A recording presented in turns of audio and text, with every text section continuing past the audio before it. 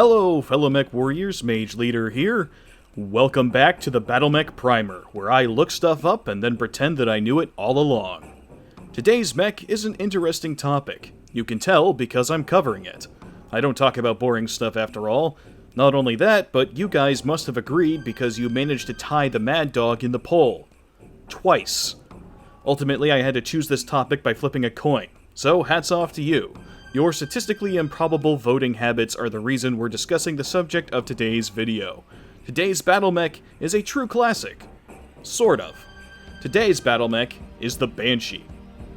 The Banshee started life in 2445. It's an assault mech, 95 tons of pure attitude. No, I'm serious, it has attitude and not much else. Those admittedly kick-ass sunglasses make up about 40% of its armament.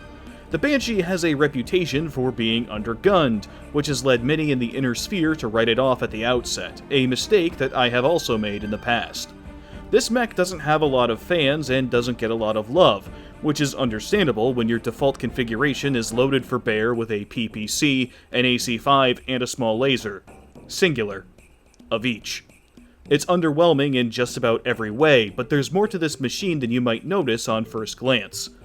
The quick thinking among you might have perked an ear when I mentioned the introduction year. 2445 was a mere 6 years after the introduction of the Mackie, meaning that the Banshee traces its origins back to the very beginning of Battlemech design. It is one of the first assault mechs ever produced, and it comes from a time when that term itself had very little meaning. In the early days of the mech, the Mackie was the gold standard. Hell, many nations didn't even bother with other Battlemech designs at all. They bought Mackies, or built clones of them, or ordered replicas of dubious quality from Space Temu. But, while it had been a smashing success on the battlefield, it was far from perfect. The Mackie was slow, vulnerable to concentrated direct fire and heavy artillery. Units it was assigned to protect often outpaced and outran it. Sure, it had the firepower of half a tank battalion, but big guns only get you so far in an environment as unpredictable as the modern battlefield. Battlemechs were a proven concept, but they were far from a perfected technology. This is brilliant, but I like this. Various manufacturers around the inner sphere were already looking for ways to improve the Battlemech concept, and their efforts would produce machines ranging in quality from genius designs that would stand for centuries to unspeakable horrors beyond mortal comprehension. Wasteful spending. I could spend my money however I want. Right now, I could literally blow thousands of dollars on nothing, and you'll like it. It was the Wild West, a time where pretty much anything went. If it had legs, guns, armor, and Myanmar bundles, it was as viable a mech concept as any other, at least until you hit prototype stage. The biggest limiting factor was that nobody was really sure what a Battlemech really was. Their only real example was a giant slow-moving death machine with enough weapons to demolish a city block, and ideas about how to improve it were scatterbrained, to say the least. This pioneering mindset is what would ultimately result in the rather confused design that was the original Banshee. When first shown off to prospective buyers, everything seemed to be in order. It was big like a Mackie, it had tons of armor like a Mackie, and it was faster than a Mackie. So far so good. Now, how about the weapons? At that point, the hegemony salesman would probably be sweating bullets, which ironically meant he was shooting more of them than the mech itself. The Banshee was far from a smash hit when it was first introduced. The intent behind it was to make a faster Battlemech, but the designers in the hegemony had been unwilling to give up the bulk and armor of their previous work, and so they chose to cut down the firepower. The end result was a mech that was indeed faster than a Mackie, but one that would likely struggle to do so much as scratch its paint. Even in 2445, the loadout was considered anemic, and so while the mech still sold reasonably well, it was mostly relegated to mech warrior training and reserve service. It would be a rare sight on the battlefields of the 26th and 27th centuries, as it simply wasn't powerful enough to make use of its protection or speed.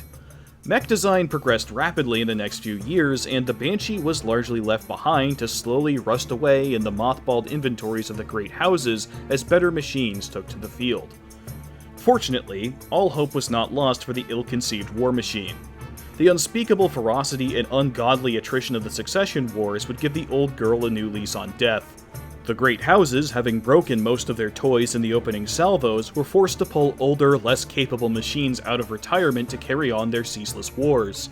It was a time of desperation, where some of the weirdest mechs ever built, including the odd theoretical prototype, would be pressed into service for no other reason than it could walk and shoot. In that environment, where virtually everything good was already dead, the Banshee stood out as surprisingly capable. While not impressive in its basic configuration, the Succession Wars had a way of inspiring creativity in people. Custom and often ad hoc variants would begin to emerge, addressing the Banshee's Achilles heel by reducing armor, increasing firepower, or generally just screwing around with the internals until the lights came back on. Ironically enough, the first Succession War, the ultimate endpoint of many other battle mechs, served as a rebirth for the Banshee. For the average mech warrior at the time, who had a non-zero chance of being strapped into a Xanthos, getting assigned a Banshee was often met with relief, even enthusiasm. Here was a mech of conventional design, reliable, well-built hegemony tech, and reasonably well protected against the horrifying weapons they would be facing.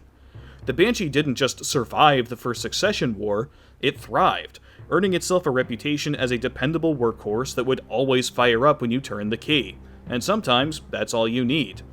And in the desperate, often close-quarters fighting of the war, where comms blackouts, electronic interference, and nuclear ordnance being the standard munition pushed engagements closer together, the lack of firepower would be seen as less of an issue. Because, after all, if your opponent was outgunning you, you more often than not had the speed to get into melee range, and the mass to make it count when you did. As a result, the Banshee's reputation experienced something of a rebound. Which brings us to where the Banshee stands today. Now that the smoke from the Succession Wars has cleared, how does the Banshee hold up? Well, better than you might think. Despite being something of an ill-conceived experiment from the dawn of Battlemech design, the Banshee has a reputation for rugged reliability. The lower weapon count makes it easier to maintain, since there's a lot less to break when it gets shot.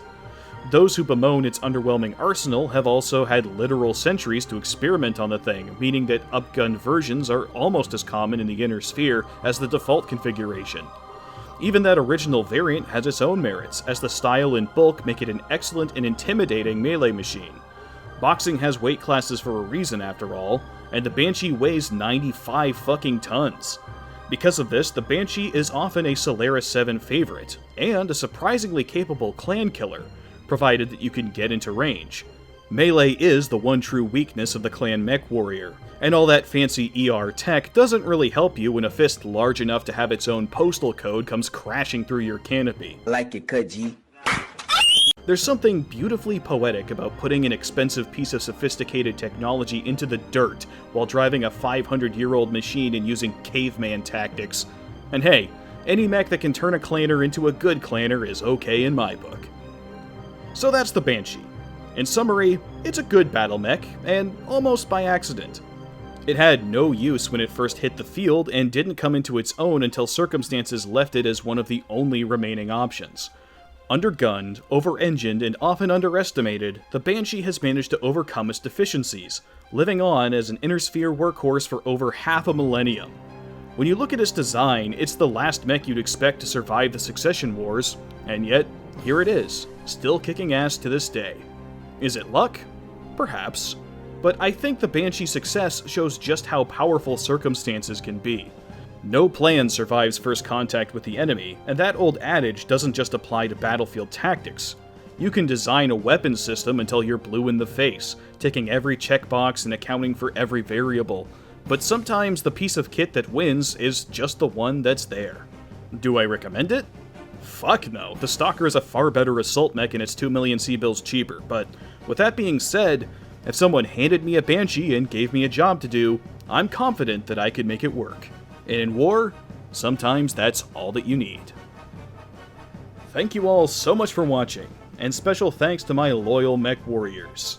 Freedom Fighter Gunboy, Lord Pterodax, Hadrian Solus, Lucian Dacier, Desert Dragon, Lil Grunt 1, Rostran Targo, Zero, Sean Herr, Delphino, Miguel Batacan, Alexander Heimerl, Chef Sung, Delta 505, Military Styx, Spacer, Arc Raider, Rivius, Kyle Vidori, Metal Dragonar, Tim Cook, Tomoyaga Tutor, Gary Moses Sweeney, Admiral Chirino, Gate Castle, Z, Julian Tomkala, Paul DeVere, and The Fighting Fish.